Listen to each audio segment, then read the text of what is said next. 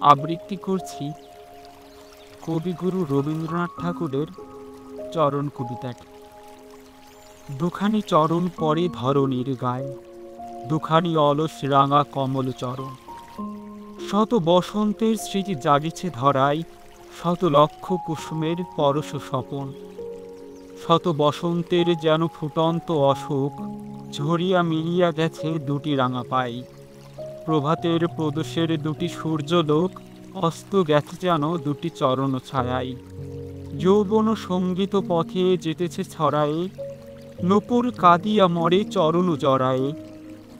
নৃত্য সদা বাধা যেন মধুর ছায়ায়।